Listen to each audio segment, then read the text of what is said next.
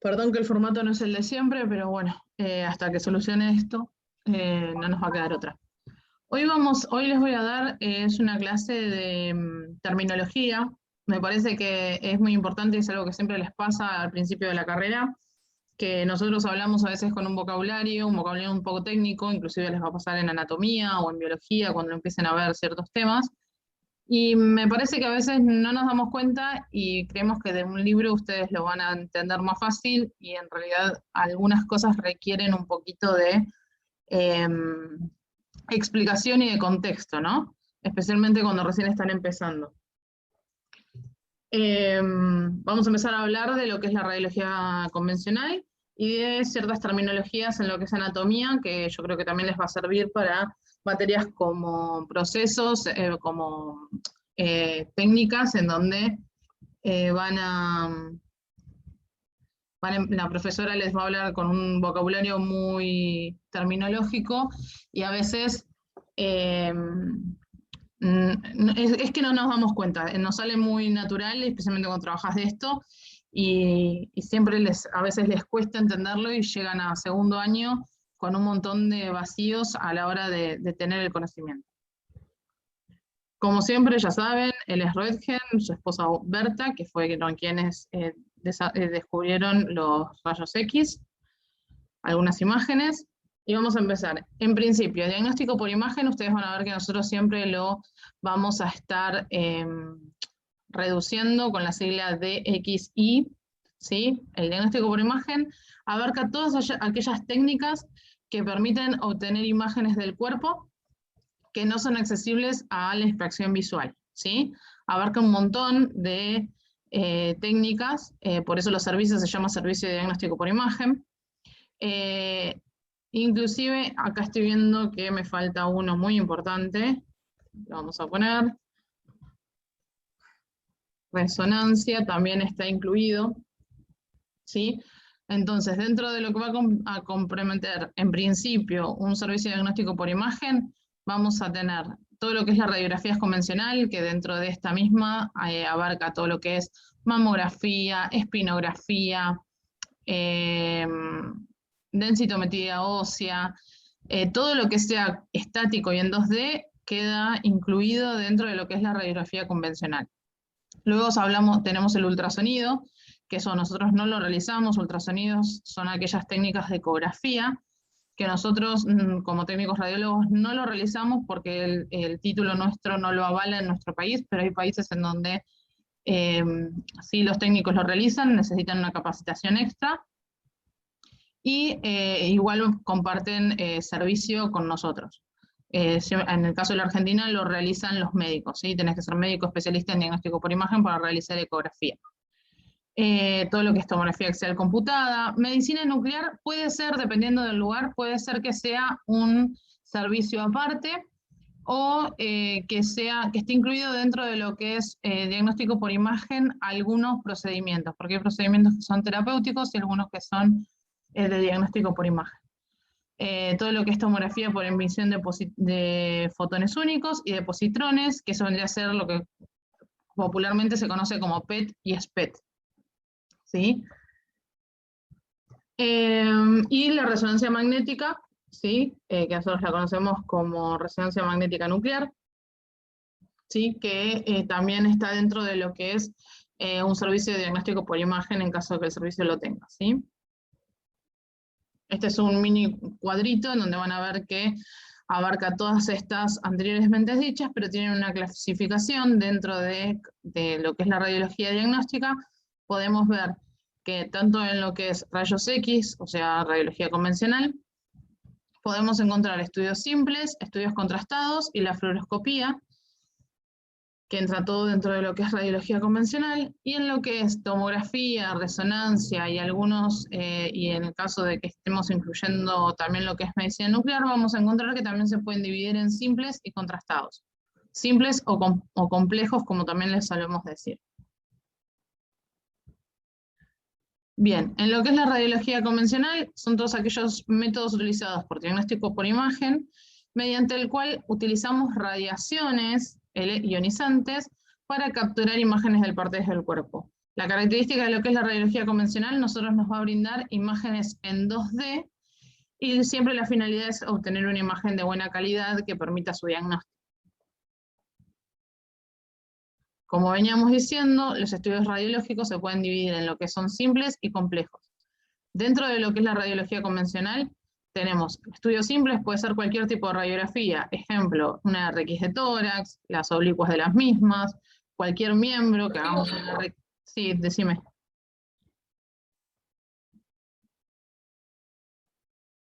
¿Me iba a preguntar algo alguien? Yo, profe, ¿te puedo preguntar algo? Pedí otra cosa. Que me llegó una notificación en Classroom que no sé qué había pasado bien con el seminario. Con un seminario. ¿Con un cuestionario? Claro. Ah, sí, tu apellido, perdón, porque no sé quién me está hablando. Cerro, Martina. Ah, sí, porque tuve un par de, perdón, vamos a interrumpir el tema un segundo. Tuve un par de inconvenientes. Los primeros que hicieron los cuestionarios, no había quedado como obligatorio poner el nombre, o no me había tomado los mails, no sé qué pasó con la configuración, entonces no los tengo. Después, si querés, pasame por mensajito la nota que te había sacado y te la pongo, o si no, lo puedes rehacer, ¿sí? Tenés habilitado para hacerlo. Claro. Sí, el tema es que yo cuando quiero entrar de vuelta no me aparece la puntuación, directamente me aparece hacerlo de vuelta. Porque sea borrados. ¿No te acordás más o menos que te había sacado? No, porque lo hice justito cuando lo mandaste, no me acuerdo. Por eso, pero tengo una que sacó 8 y otra que sacó 2. No, la de 2 no era. Bien, entonces ahora después te pongo el 8. Bueno, listo. Muchas ¿Dale? gracias. No hay por qué. Bueno, vamos a seguir con el tema entonces. Y dentro de lo que, o sea, en radiología simple tenemos todas aquellas radiografías comunes, pues una radiografía de tórax, de pierna, de mano, la que quieran. Y dentro de lo que son estudios complejos en la radiología convencional, vamos a encontrar que se llaman complejos aquellos que tienen contraste, o sea, que necesitamos algún tipo de material de contraste que nos brinde para tener una mejor imagen, como es en el caso de los estudios dinámicos con fluoroscopía, o en el caso de que necesitemos anestesia, ¿sí? Que hay a veces que, ya sea por condiciones del paciente, porque el paciente, en el caso que yo trabajo con pediatría, nos pasa seguido, porque a veces el paciente no nos puede colaborar, entonces se necesita un médico especialista en anestesia que venga y duerma el paciente. Y se llama complejo en cualquiera de estos dos casos, porque tenemos que estar un poco más atentos a cualquier tipo de reacción alérgica, ya sea o la anestesia o el contraste, y estar ahí para asistir, ¿sí? Entonces, como necesitan un grado de complejidad y de mayor personal médico que esté dentro de la sala, lo englobamos dentro de lo que son estudios radiológicos complejos. ¿Hasta ahí vamos bien? Sí. Genial. Bueno. Cuando empezamos a hablar dentro de lo que es la terminología de las imágenes, van a ver que nosotros nos referimos mucho a radiografías que están sobreexpuestas o que están subexpuestas. Cuando hablamos de que una radiografía está sobreexpuesta, significa que los valores de miliamperaje, o en algunos casos valores de kilovolt, que son los valores que nosotros ponemos para cada uno de los pacientes, están por encima de lo que necesitábamos. Es decir, vamos a encontrarnos con que una radiografía sobreexpuesta predomina mucho el negro y hay mucho contraste entre los negros y los blancos. Por ende, perdemos toda esa gama de grises que nosotros en las radiografías queremos ver. En esta mini imagen que tienen cortada ahí van a ver que se ve mucho pulmón, pero no podemos visualizar nada de lo que es la trama aérea, y se ve muy marcado el blanco, en donde vemos silueta cardíaca y todo lo que es partes blandas de un blanco muy acentuado, en el cual no nos permite distinguir nada dentro de lo que es partes blandas o tejidos de densidad media, ¿sí? Lo que nosotros después vamos a ver cómo se llama el vocabulario para distintos tipos de densidades de los grises. Y cuando hablamos de una radiografía subexpuesta, significa que los valores están por debajo de lo necesario, es decir, no hemos aplicado la técnica correspondiente para poder penetrar los tejidos como corresponde. Si ustedes van a ver la imagen, a diferencia de la otra, predominan mucho los grises y no tenemos un contraste adecuado. Como verán, la columna apenas se distingue, que si bien es una estructura ósea que se tiene que ver más blanca, más brillosa, con diferenciación con el resto de los tejidos, no podemos visualizarla de manera correcta, ¿sí? No estamos visualizando bien los distintos contrastes de las distintas estructuras que queremos observar. Y cuando hablamos de vocabulario vamos a hablar siempre de lo radiopaco o lo radiolúcido. Radiopaco son todas aquellas densidades o estructuras que nosotros podemos ver que tienen la capacidad de atenuar la radiación. Es decir, aquellas estructuras con una densidad mucho más gruesa, por decirlo de una manera, como son en el caso de los huesos o los metales, que nosotros siempre lo vamos a visualizar en color blanco, ¿sí? Entonces, cuando nosotros decimos que encontramos una estructura radiopaca, nos estamos refiriendo a que es una estructura mucho más blanquecina que las estructuras que lo rodean, ¿sí? En el caso de nosotros vamos a ver radiopaco los huesos, mayormente radiopaco el hueso, el metal y distintos tipos de estructuras con una densidad un poco más gruesa, más amplia. En lo que son estructuras radiolúcidas, vamos a encontrar que la estructura radiolúcida por predominancia es el negro, en donde tenemos desde el aire, que el aire, ustedes lo ven, por ejemplo en el caso de la pierna, esto es una pierna. Fíjense, lo que vemos bien negro es la parte que quedó de aire, que tenemos nosotros la pierna. Fíjense que apenas con un poquito de gris se puede visualizar lo que son tejidos blandos de la pierna, puesto de perfil, ¿sí? Lo que nosotros vulgarmente conocemos como el gemelo. Pero la parte de aire que quedó con radiación, que son los triangulitos donde no está la pierna, es lo que vamos a ver más negro. Y lo que vemos acá, tenemos el hueso, que es lo que más vemos totalmente radiopaco, ¿sí? Entonces, hablando de lo que es de radiopaco a radiolúcido, podemos decir que lo más radiopaco que vamos a ver son el hueso y las calcificaciones, que también entran los metales en esta. Inclusive el metal se ve mucho más brilloso que el hueso, cuando pongan las dos se van a dar cuenta. En un intermedio de grises vamos a encontrar todos los tejidos blandos, órganos, sangre, líquido, todo eso lo vamos a ver en distintas gamas de grises, y llegando a lo más radiolúcido, que es el aire o el vacío, ¿sí? Bien, acá tiene una fotito clásica, en este es la imagen como vemos el aire, como vemos partes blandas, el líquido, el hueso y el metal, ¿sí? Si bien estos dos son similares, cuando ponemos alguna estructura muy metálica como una chapita o un colgante, se ve comparado con el hueso, porque el hueso tiene ciertas tramas óseas que se pueden ver especialmente en lo que son las diáfisis. Vamos a ver ciertas estructuras en donde tenemos cierto cambio de densidad en lo que son los huesos. En cambio el metal es todo parejito, bien blanco, bien brilloso. ¿Hasta ahí entendemos? Las que tienen cámara me pueden hacer así con la cara y ya está, ya las tengo enseguida. Bien. Y después cuando empezamos a hablar de lo que son nociones de terminología anatómica y posicional, vamos a empezar a ver que la terminología se puede subdividir en dos posiciones. Muchas veces podemos estar hablando de la perspectiva, para describir una imagen o una posición, podemos estar hablando de lo que es la perspectiva del tubo, ¿sí? Y en algunos casos vamos a hablar refiriéndonos a la perspectiva del chasis, es decir, del chasis, que es lo que contiene la película radiográfica, ¿sí? O sea, vamos a estar hablando como de lo que está por detrás del paciente y que es lo que va a estar conteniendo la imagen, ¿sí? En general, en los libros de texto utilizan este último criterio, ¿sí? Cuando hablan van a ver que en los libros de texto, cuando les muestran una posición o quieran leerlo desde un libro, siempre van a estar usando esta perspectiva de lo que es el chasis. Pero a la hora de estudiar y a la hora de brindarles a ustedes las posiciones radiográficas para que ustedes aprendan, siempre nosotros en el instituto lo más normal es que le brindemos las posiciones anatómicas hablando desde la perspectiva del tubo, ¿sí?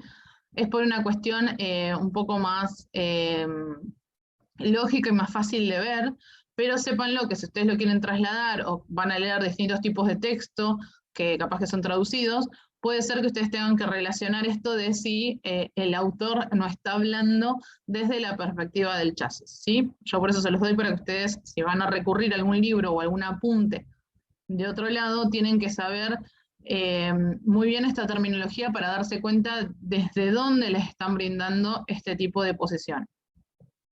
¿Sí? Cuando hablamos de la definición de lo que es la posición anatómica, estamos hablando de cómo se describe la anatomía desde un libro de anatomía. La posición anatómica es la forma en la que ubicamos al cuerpo humano de manera universal para poder describir sus partes, ¿sí? Es lo primero que tienen que saber a la hora de agarrar un libro de anatomía o de aprender anatomía, y lo llamo que es una posición universal, porque en todos los libros de anatomía, esto sí, para nosotros cuando se lo damos y cuando se los dé el profesor de anatomía o de biología, o cuando se los explique, cuando hablemos de anatomía, tanto en las clases de biología, de anatomía o de posiciones, siempre vamos a estar basándonos en lo que es la posición anatómica, ¿sí? Porque es algo que se estandarizó y que se hizo de esa manera universal para evitar, porque cuando vos describís la anatomía, tenés que describir las estructuras que están alrededor también. Entonces, para que si hablamos desde el cuerpo humano en distintas posiciones, también quedan las partes en distintas posiciones. Entonces, para estandarizar, todos los libros de anatomía la van a describir basándose en esta posición. ¿Sí? La posición anatómica de descripción es el paciente en bipedestación, o sea, parado sobre sus dos pies, eso significa bipedestación, con sus brazos en aducción, es decir, girados hacia afuera, hacia sus laterales, y extendidos hacia abajo, palmas hacia adelante, es decir, en supinación. Cuando tenemos las palmas hacia adelante o hacia arriba se llama supinación, cuando las tenemos hacia abajo se llama pronación, con la cabeza mirando hacia el frente, manos y pies mirando hacia el frente, ¿sí? Esa es la posición anatómica y en base a eso vamos a describir las estructuras. Es decir, si yo te tengo que decir, te tengo que describir, por ejemplo, la mano, con respecto al codo te voy a decir que la mano es más distal que el codo, que la articulación del codo. ¿Por qué? Porque la mano está más lejos de lo que es la línea media del cuerpo de lo que está el codo. Si estamos viniendo de dentro de lo que es la posición anatómica, tratando de llegar a lo que es el centro del paciente. ¿Se entiende hasta ahí? Sí, profe. Genial. Bien. Cuando hablamos de planos, empezamos a dividir al cuerpo en distintas regiones para poder hablar de lo que son distintas partes y ver desde dónde hasta dónde estamos viendo, ¿sí? Cuando nosotros decimos anterior o posterior, estamos hablando de por dónde estamos ingresando a ver. Es decir, antero-posterior significa que empezamos a ver desde la parte anterior, la parte de adelante del cuerpo, o sea, rostro, y vamos hacia lo posterior, para llegar, por ejemplo, a la espalda, ¿sí? O al dorso de la cabeza del paciente, ¿sí? Entonces nosotros cuando decimos que un paciente se encuentra antero-posterior, significa que está frente a la estructura que vos estás viendo, en el caso sería el tubo, ¿sí? Y cuando decimos que el paciente se encuentra postero-anterior, significa que el paciente está de espalda al rayo alas del tubo. ¿Se entendió?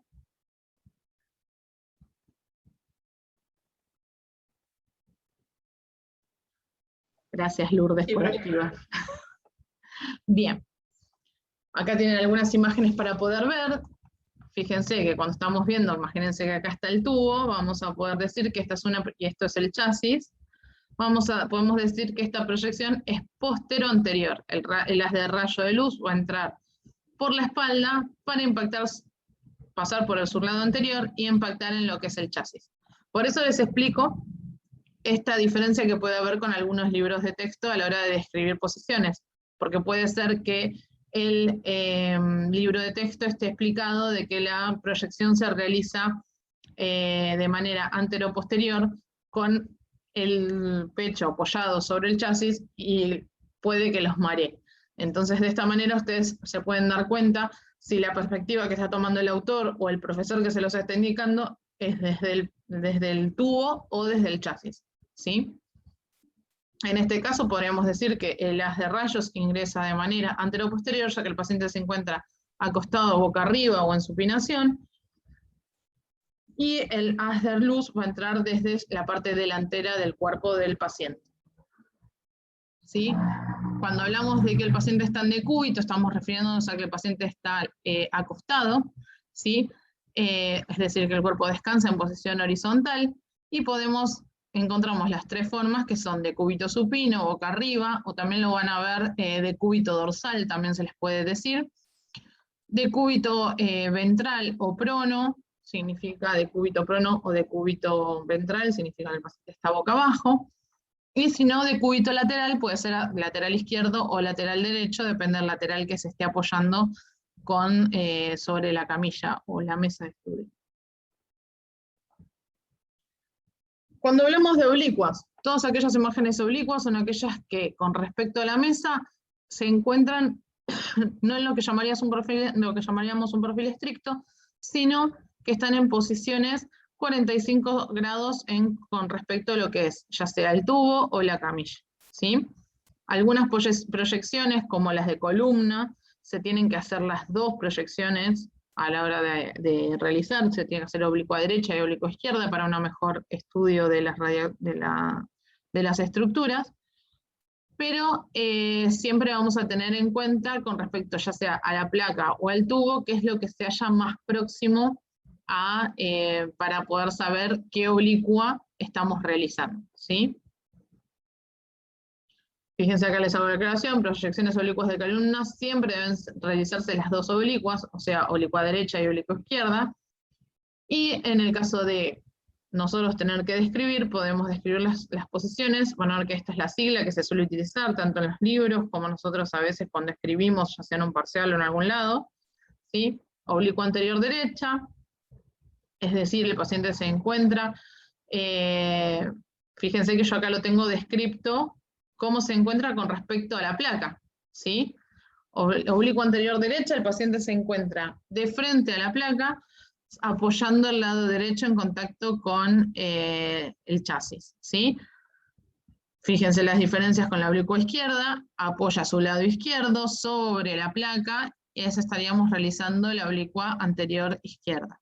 En el caso de la oblicua posterior, el paciente va a estar apoyando la espalda contra la radiografía y apoyando el lado derecho o el lado izquierdo en el caso de la oblicua posterior derecha, ¿sí?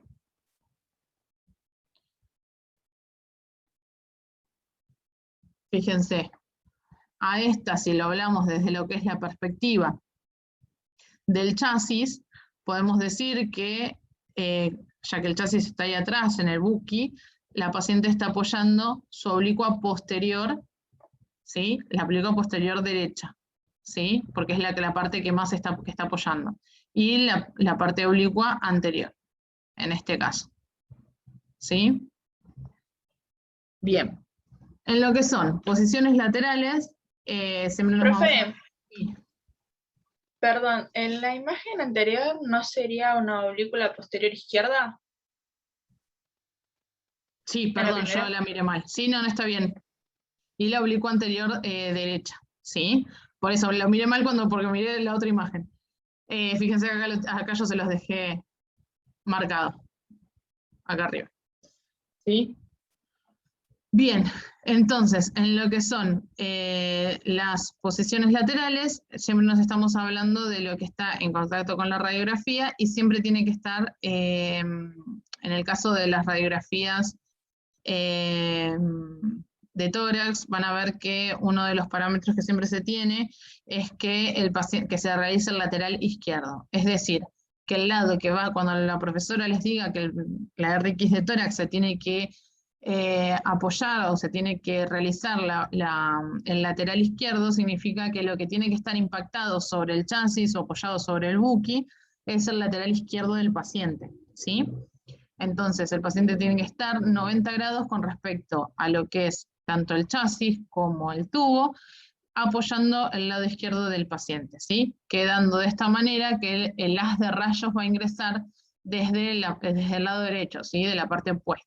Ahí es donde se empiezan, acá cuando empezamos a hablar de oblicuas y de derechas y de laterales, es donde empiezan a surgir los problemas de vocabulario. ¿Por qué? Porque si vos no entendés que la radiografía se toma y que necesitamos que se vea al lado izquierdo, lo que más se va a ver es lo que está siempre contra el chasis o contra el buki. Esa es la estructura que vamos a ver más cercana, ¿sí? Si bien nosotros la radiografía, nosotros pensamos que la radiografía se toma como si fuera una foto. Pero si vos tomás una radiografía apoyando una estructura, lo que vas a ver siempre más radio opaco es aquello que está más cercano al chasis, no lo que está más hacia afuera, ¿sí? No lo que está más mirando, por decir de una manera, más cercano al tubo. ¿Se entiende?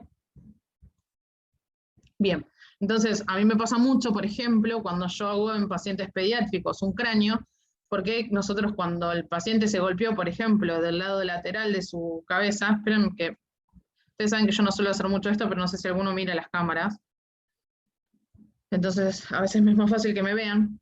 Por ejemplo, si el paciente se lastimó desde su lado izquierdo, celular que no para de sonar, desde su lado izquierdo, lo que nosotros hacemos es acostar al paciente pediátrico y hacer que apoye el lado del chichón, salvo que el paciente esté muy dolorido y no pueda y se niegue la criatura a apoyar esa parte.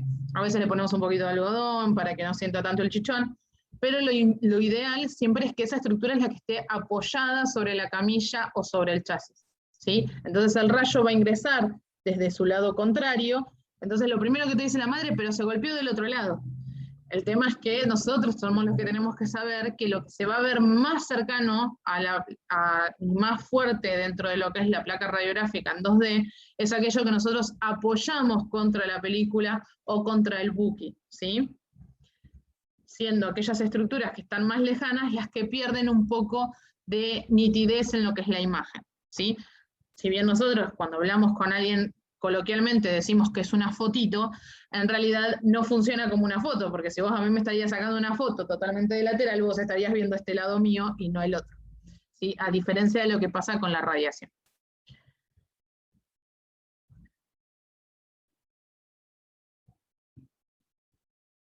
Ay, extraño el PowerPoint. En el lateral. Entonces, cuando hablamos de lateral, esto se aplica también a todas partes del cuerpo. Hablamos del tórax porque tiene la particularidad de que en este caso cuando hablamos del tórax o de las columnas, el paciente está totalmente lateralizado, entonces es lo más fácil de ver. Pero cuando hacemos nosotros, por ejemplo, un dedo, hacemos el frente apoyado en la película con el dedo mirando hacia arriba, o sea, con el dorso de la palma hacia arriba, y cuando hacemos el perfil, el dedo tiene que estar 90 grados en cuestión. Entonces nosotros lo vamos a poner bien lateralizado, apoyando, que nos va a quedar en el caso del índice en el aire, bien de perfil estricto a la hora de realizar la posición. ¿Sí? Cuando nosotros hablamos de abreviaturas, van a ver que en los libros de anatomía, y nosotros inclusive cuando escribimos, porque escribimos rápido, ahí es que tenemos letras similares a la de los médicos muchas veces, tenemos la costumbre de escribir con abreviaturas. PA significa siempre universalmente posterior anterior, al revés, antero-posterior. Esto significa lateral izquierdo, lateral derecho, oblicuo anterior izquierda, oblicuo anterior derecha, oblicuo posterior derecha, oblicuo posterior izquierda, decúbito prono o decúbito ventral, decúbito supino o decúbito dorsal. ¿Sí? Van a ver que inclusive en algunos apuntes de profesoras como la profesora Sueiro o de profesores de anatomía, puede ser que encuentren algunos de estos y ustedes no sepan bien a qué es lo que se está refiriendo el apunte. ¿Sí? Entonces, para que ustedes sepan y ya tengan una orientación a lo que son todas estas terminologías, que nosotros a veces las damos por hecho cuando no deberíamos, pero bueno, es algo que para nosotros nos sale muy natural. Vamos a hacer una cosa, ya me está advirtiendo el Zoom que se nos va a cerrar en 10 minutos. Vemos si podemos terminar con esto, pero seguramente vamos a tener que reconectar. Así que en caso de que se cierre, volvemos a entrar con el mismo enlace. ¿Sí? Bien. Cuando hablamos de dirección de las de rayos, esto significa que para dónde estamos apuntando el tubo. Muchas veces hay ciertas radiografías o ciertas proyecciones que se realizan angulando o dándole una dirección al tubo. Es decir, en vez de impactar el haz de rayos de manera, si tuviéramos al paciente acostado, desde arriba perpendicular sobre el paciente, va a ingresar con un grado de angulación, ¿sí? Entonces, con respecto a lo que el paciente con respecto al paciente, nosotros estamos hablando de posterior anterior, es decir, el rayo entra por la espalda, y antero-posterior cuando ingresa por la parte anterior del paciente.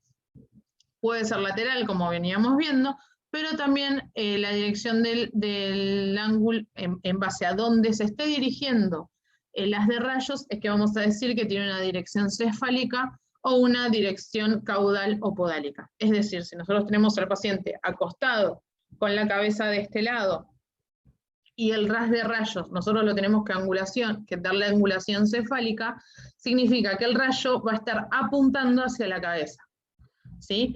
Al revés, si nosotros si vamos a tener los pies del paciente, como veníamos diciendo, cabeza de este lado, pies de este lado, si el ángulo del rayo va a estar apuntando de manera caudal o podálica, significa que el rayo va a estar apuntando hacia los pies. ¿Se entiende hasta ahí?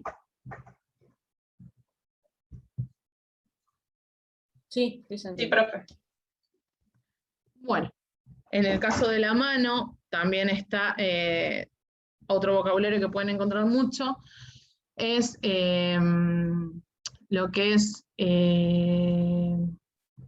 lo relativo perteneciente a la palma de la mano, que significa palmar o anterior, o dorsal o posterior, ¿sí? Entonces, cuando nosotros decimos que realizamos una radiografía de mano de manera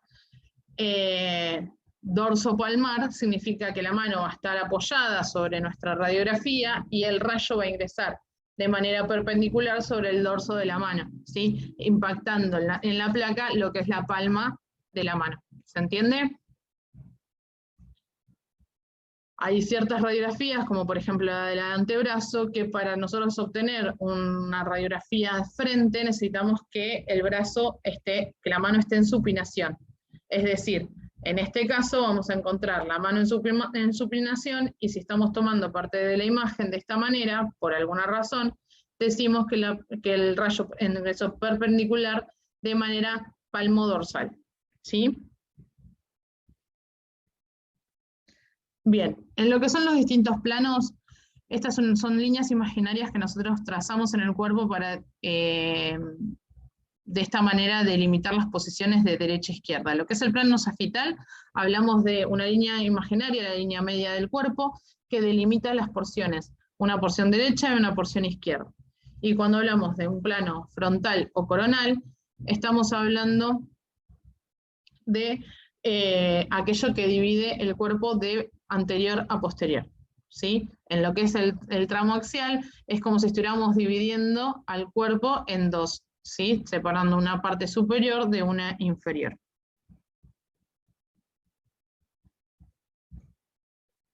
Bien. Ahí van a tener el clásico cuadrito de los planos, ¿sí? Ahí es como lo dividimos. Van a ver que en este caso, si nosotros tenemos una imagen axial, estaríamos viendo como si al paciente lo estuviéramos cortando a la mitad, y si lo viéramos desde arriba, ¿sí? Vamos a tener esto visto como si el paciente estuviera rebanado ahí a la mitad, o agarran una manzana y la rebanan y la ven desde arriba. En el plano coronal pasa lo mismo, nada más que vamos a tenerlo dividido, vamos a estar viendo desde anterior a posterior, imaginando esta línea que lo corta a la mitad. Si nosotros lo separáramos, podríamos ver desde adelante hacia atrás, o viceversa, la imagen está separada a la mitad. Y lo mismo con derecho e izquierda cuando estamos hablando de lo que son los planos sagitarios. Bien. ¿Quieren que hagamos la reconexión antes de que se nos cierre de golpe? Pues si no, esta diapositiva nos va a quedar en el medio. Bueno, Cerramos y volvemos a entrar.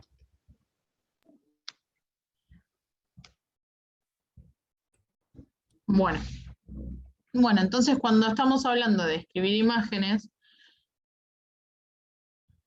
cuando hablamos en terminología como por ejemplo medial, estamos hablando de que una estructura se encuentra más cerca o más cercana a lo que es la línea media del cuerpo o el plano mediano del cuerpo, de pies a la cabeza o en mitades, ¿sí? Es decir, si es más medial se refiere a que estamos hablando más a lo que es la línea media del cuerpo, y si es más lateral estamos hablando de qué es lo que está más lateral con respecto a otra parte. Es decir, estos son términos relativos porque se refieren a que nosotros siempre estamos describiendo con respecto a estas líneas y estos planos en los que dividimos. Entonces, nosotros podemos decir, por ejemplo, que si tenemos, acuérdense de esa posición anatómica correcta, donde tenemos la mano en supinación, nosotros podemos decir que el meñique se encuentra más medial que el pulgar, es decir, el meñique nos queda en esa posición anatómica más cercano a la línea media del cuerpo que el pulgar,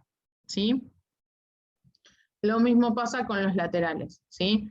Cuando estamos hablando de un lateral, en el caso del ejemplo anterior, nosotros decimos que es lateral derecho, es mucho más lateral derecho el pulgar derecho que el meñique de la misma mano, ¿sí? Siempre refiriéndonos en lo que es la posición anatómica correcta y describiendo las estructuras de esta manera, ¿sí? Cuáles se encuentran más cerca, más alejadas, y pudiendo describir de esta manera las distintas caras y partes de todas las estructuras anatómicas.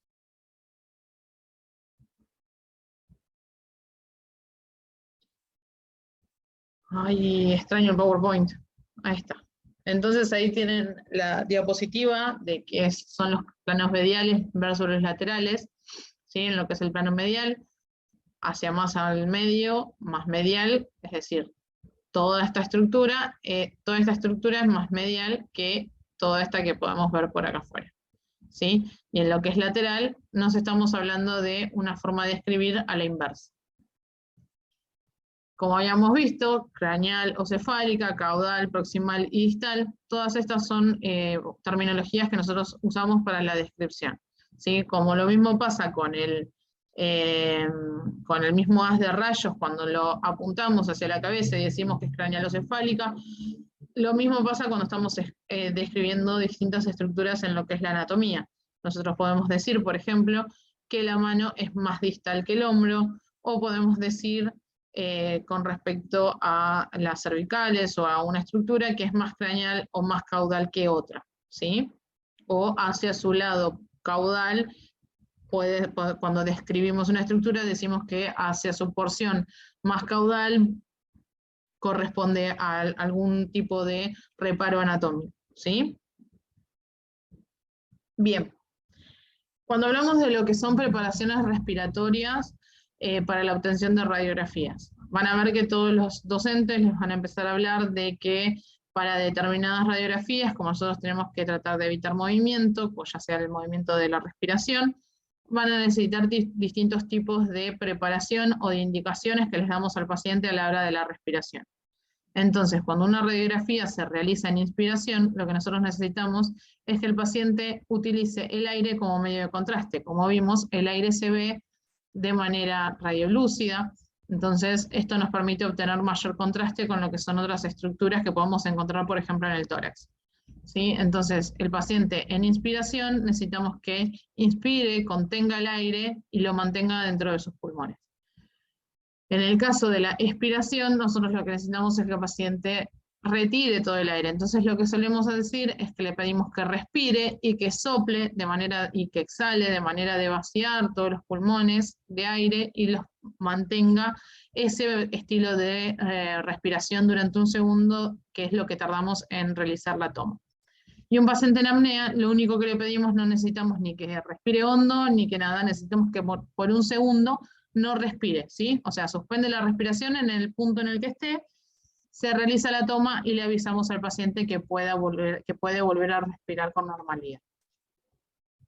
O sea, la apnea puede ser tanto expirativa como aspirativa. Nosotros lo que necesitamos es que no respire durante el momento de la toma. Sí. Después, en lo que son los movimientos articulares del paciente, nosotros vamos a encontrar distintas terminologías como la flexión, la extensión, la abducción, circunducción, rotación, pronación y supinación, ¿sí? Flexión y extensión son sencillos, es aquello que permite extender y flexionar las distintas partes del cuerpo, ¿sí? Fíjense que lo podemos hacer con la espalda, con las piernas, la mayor parte de nuestro cuerpo tiene este tipo de función. Lo que es la aducción es un movimiento por el cual la parte anatómica de la que estamos hablando se va a alejar de lo que es el plano medio, ¿sí? Lo estamos separando, alejando del cuerpo. En este caso estamos hablando de abducción. Y cuando hablamos de aducción, se está acercando hacia el plano medio, ¿sí? Lo tenemos lo más cercano posible al cuerpo a la hora de realizar este tipo de radiografías. Circunducciones son aquellos movimientos que nos permiten hacer las manos, los pies y los dedos, en donde consiste en flexionar el muslo y realizar un movimiento de aducción alejándolo y trayéndolo de los planos, ¿sí? Y extendiendo después hacia adelante y hacia atrás. Estos son los movimientos de circunducción que podemos realizar con los dedos más que nada y las manos. Rotación es aquello que nos permite la rotación lateral, por ejemplo las manos podemos rotar hacia afuera o hacia adentro, donde tenemos lo que es la rotación medial y la rotación lateral, como estábamos hablando hoy a la hora de describir. Rotamos hacia lateral el pulgar o hacia medial. Supinación, como habíamos visto en la mano, con la palma hacia arriba estamos hablando de supinación, y con la palma hacia abajo estamos hablando de una pronación. Esto ha sido hasta acá con todo lo que es la terminología que podemos llegar a utilizar tanto los docentes en esta materia o en otras para hablar de lo que son las descripciones de distintas partes del cuerpo. ¿Sí? ¿Alguna duda sobre todo este tema? No, profe. Bien. Bueno, entonces ahora antes de terminar, les quería avisar que ya está programado para ahora en unos minutos, para las 16, creo que se les va a subir, el trabajo final para tener la nota de lo que es este cuatrimestre, ¿sí? Recuerden que el trabajo es solamente para evaluar las primeras 2 unidades que vimos, que es aquello que vimos con el libro anterior, ¿sí? Todo lo que vimos de epistemología, de ciencia y de técnica y tecnología. Sí, les voy a compartir, porque quiero que vean quiero que ustedes vean cómo lo visualizan ustedes y cómo son las formas de entregar, ¿sí? Para evitar errores a la hora de subir los trabajos y también facilitar la corrección. Aguarden un segundito, ya les comparto la imagen. Profe, y una pregunta. Decime. Se estuvo hablando de adelantar las vacaciones de invierno y usted nos había dicho de que el trabajo lo teníamos fecha de entrega límite hasta unos días antes. Bueno. Si se anterioriza o No, yo ¿cómo ya le sería puse, eso? no, yo ya le puse fecha de entrega, como la verdad es que ustedes saben cómo es esto, ya lo venimos viviendo hace año y medio. No, la verdad es que no hay nada certero acá, o sea, puede ser que las muevan, como puede ser que no, puede ser que mañana nos digan, chicos, volvemos todo el aula, y como puede ser, como lo más probable es que no, pero bueno. Entonces, como no hay nada certero, yo ya les puse una fecha de entrega larga, creo que no me acuerdo, a ver si, ustedes ya ven el Classroom, ¿pueden ver un Classroom? No, todavía no, profe. Todavía no, bien. A ver, pero me quiero fijar que para cuándo se los había puesto.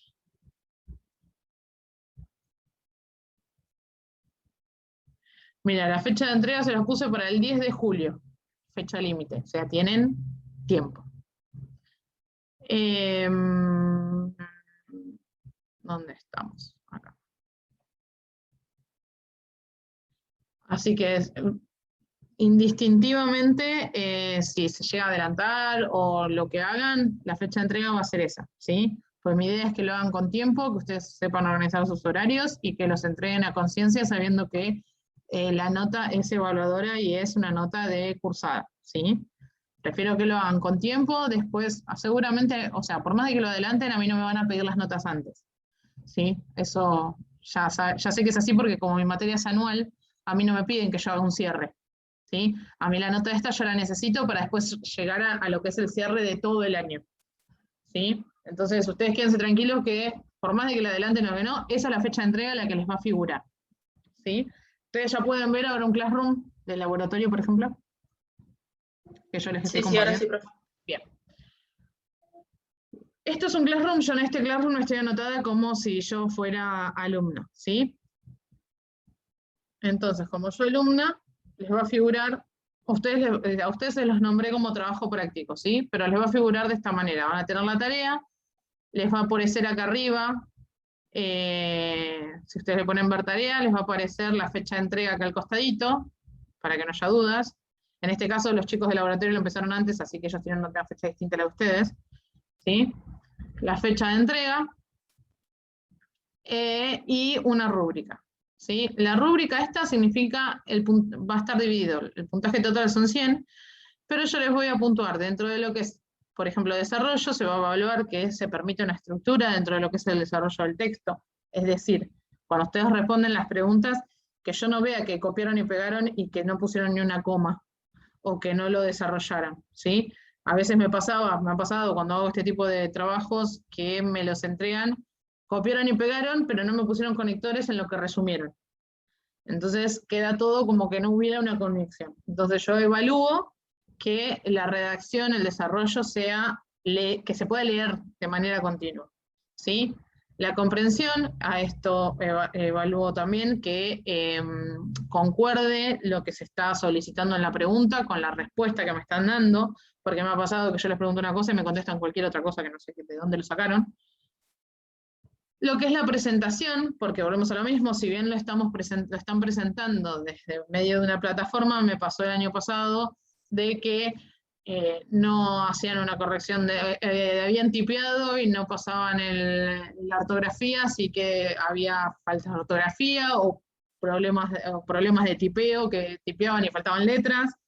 Es una presentación de un trabajo con nota evaluadora, así que por más de que sea por medio de una plataforma, les pido por favor que la presentación esté prolija, ¿sí? Entonces le pongo un puntaje. Y después en lo que es la redacción, que un poco se va de la mano con lo que es la parte del desarrollo, sino que sea una redacción apropiada, que permita una lectura, una fluidez, y poder yo ver que hubo un trabajo de resumen, ¿sí? A la hora de darme la explicación. A mí no me sirve yo preguntarte qué es epistemología, o qué es, por ejemplo, un tema más largo, qué es burguesía, qué diferencias encontrás entre burguesía y entre los burgueses y los feudales, y que me copien y peguen las dos hojas que usa el libro para describir las diferencias entre estos dos grupos, ¿no? Entonces necesito que ustedes dentro de esas dos hojas lo desglosen y lo puedan explicar o lo resuman de una manera que yo lo pueda leer sin tener, porque para leer las dos hojas enteras voy al libro de texto, ¿sí? ¿Se entienden cuáles son los puntos que voy a evaluar? Bien, entonces ustedes lo van a ver así, una vez que yo se los devuelva, van a encontrar la nota y el porcentaje de cada uno, fíjense, cada uno de estos vale 25, el total va a ser 100 en cómo van a tener desglosada la nota, ¿sí? Van a ver que acá está la descripción en base a qué se evalúa dentro de esto, y a la hora de entrega, que esto siempre los atormenta y el año pasado ni yo lo sabía hacer, así que ahora se los explico a ustedes. Bien, a ustedes les va a aparecer así, ¿sí? Les va a aparecer primero mi nombre, el nombre de ustedes, en este caso, y trabajo práctico, guía de estudio. ¿Sí? Ustedes lo van a visualizar de esta manera, ingresando así. Esperen que mi computadora está lenta. Bien. Y estas son 21 preguntas, abarca casi todo lo que vimos, ¿sí? Algunas son más cortitas y concisas que otras, por ejemplo, hay una que veo rápido, define teoría. La definición de teoría es una definición clarito, conciso, dos rengloncitos y ya está, ¿sí? Hay algunas que son un poco más a desarrollar o a pensar, pero en general siempre yo lo que busco es que esto a ustedes después les sirva como guía de estudio, es decir, que a fin de año, cuando lleguemos a un final, ustedes en vez de tener que recurrir al libro de texto, agarren esta guía que le dicen una conciencia a aquellos que tienen buenas notas, y puedan estudiar desde acá, ¿sí? Cosa de no tener que volver a leer el libro para poder tener los temas y puedan estudiar de acá esta primera parte del año. Yo ¿Sí? tengo una duda. Decime. Primero tenemos que responder todas esas preguntas y después tenemos que desarrollar todo eso, ¿no? Claro, sí, depende. Va a haber preguntas que les va a decir desarrollar y hay otras que les dice que son a modo de pregunta u otras son definir nada más. Ah, bueno. ¿Sí? Yo ahora les voy a mostrar cómo lo pueden hacer. Esto, fíjense acá arriba, lo pueden abrir como archivo de Google. De esta manera, ustedes tienen la opción de trabajar desde la computadora y a medida que ustedes van haciendo, ya les queda guardado, ¿sí? Lo pueden completar mismo acá abajo y ustedes van respondiendo a las preguntas. Esa es una forma. Otra forma que tienen es descargárselo, ¿sí?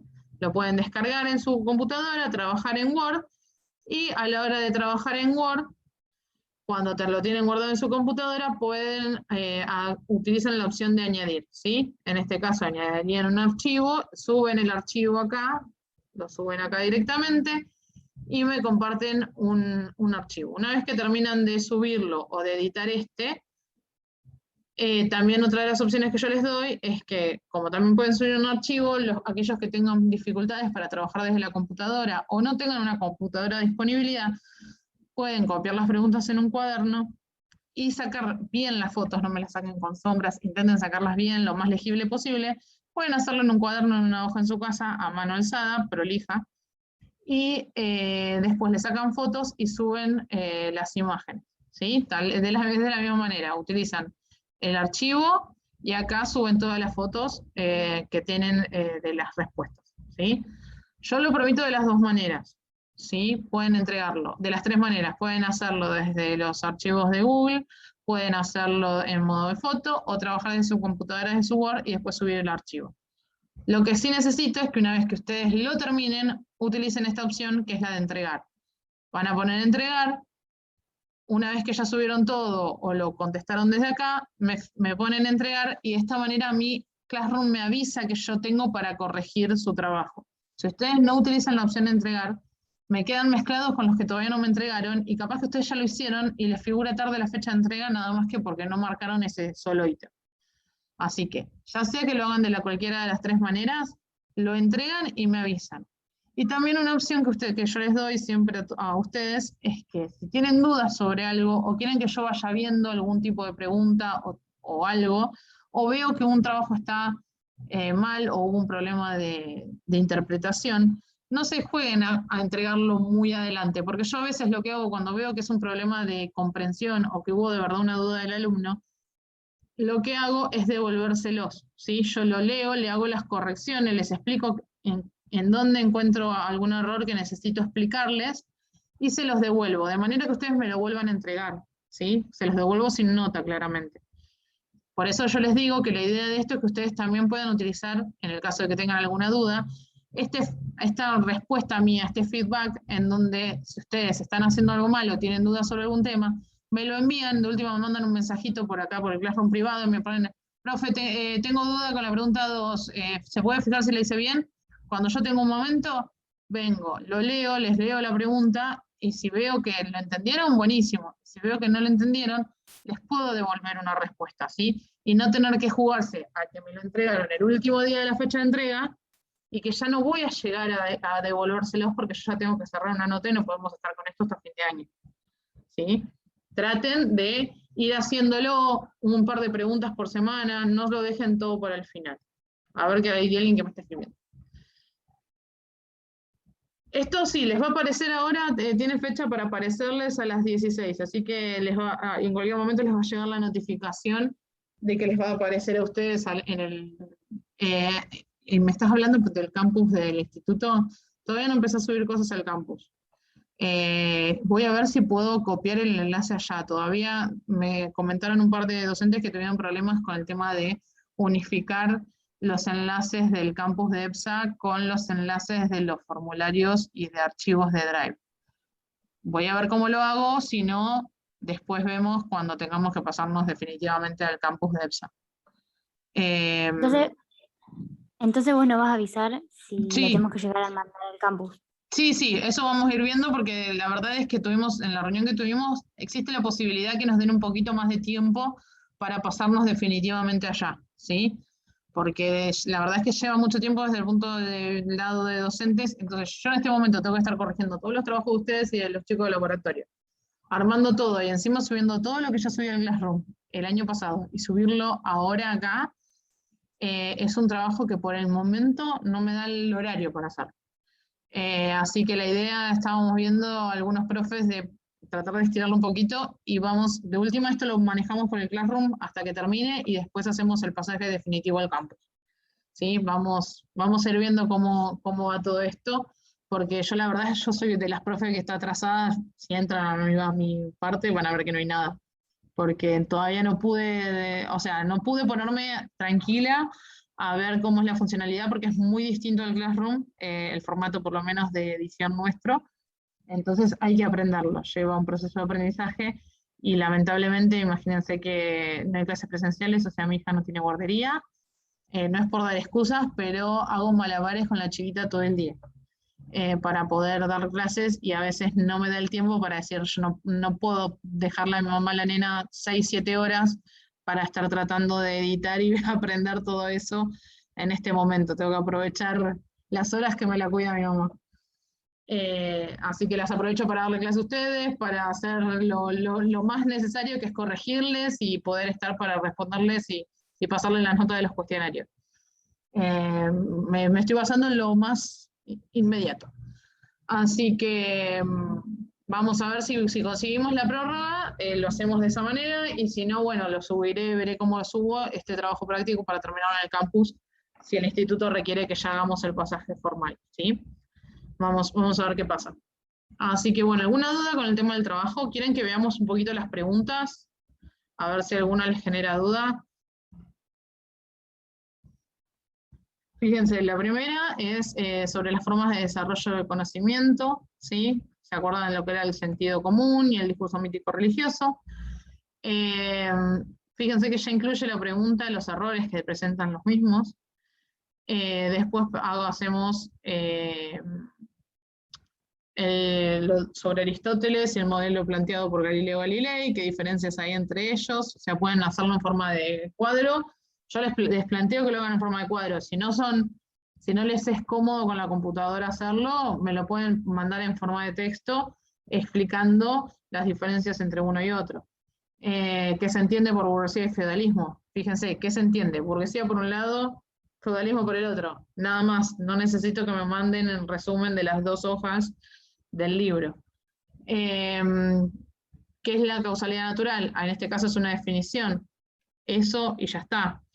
Lo mismo con proceso de superiorización. Acá esta es un poquito más extensa, desarrollo sobre el realismo. ¿Qué era el realismo? ¿Cómo había surgido? ¿En base a quién? ¿Se acuerda que estaba relacionado con Galileo Galilei? ¿Qué es la epistemología?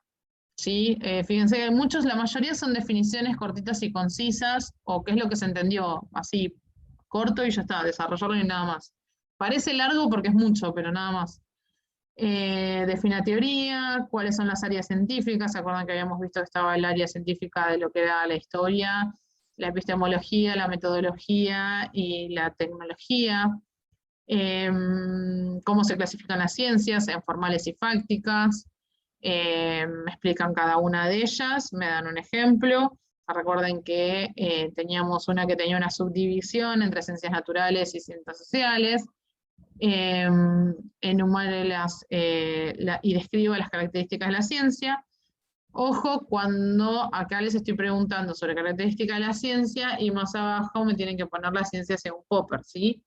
Lean las preguntas que les siguen para que no se respondan 2 veces los mismos, porque a veces me pasaba el año pasado de que, por ejemplo, una pregunta, yo les pedía que me explicaran Galileo Galilei y ya me explicaban todo lo de realismo ahí mismo.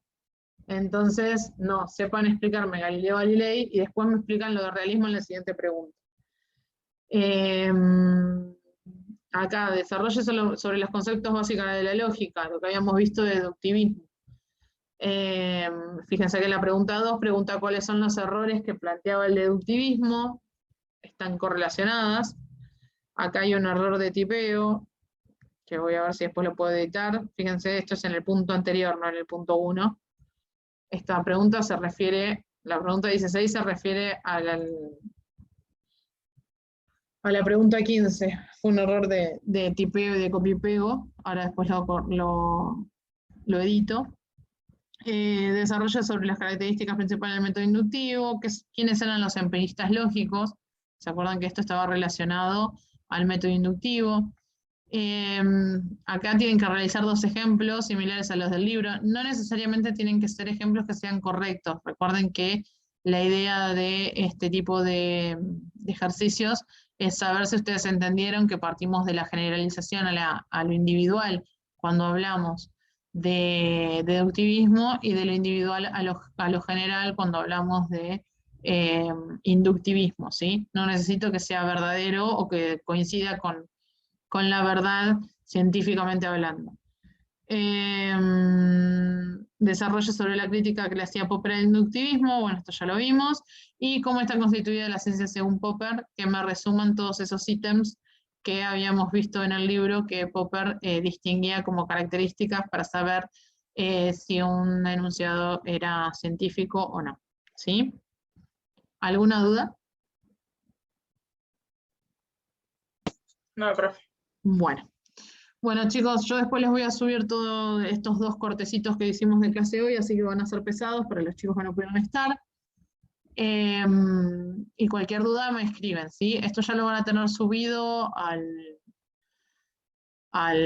Classroom como siempre, y en cuanto tengamos novedades, yo puedo ir pasando las cosas al campus nuevo del instituto, les voy a ir avisando, ¿sí? Igual seguramente lo vaya haciendo como al mismo tiempo para los que también tengan, pues, me imagino que si yo tengo dificultades, capaz que ustedes también. Así que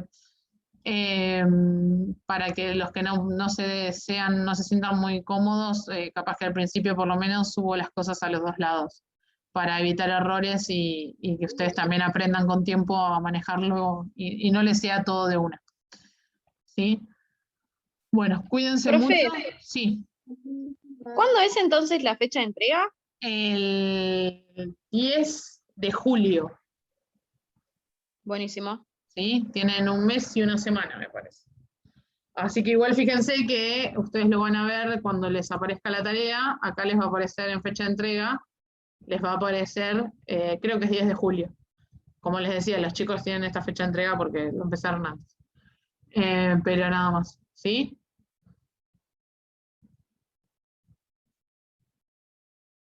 Listo, profe, gracias. Bueno, no, gracias a ustedes y cualquier cosa me avisan. Les voy a subir el cuestionario de terminología. Aviso. Bueno, profe.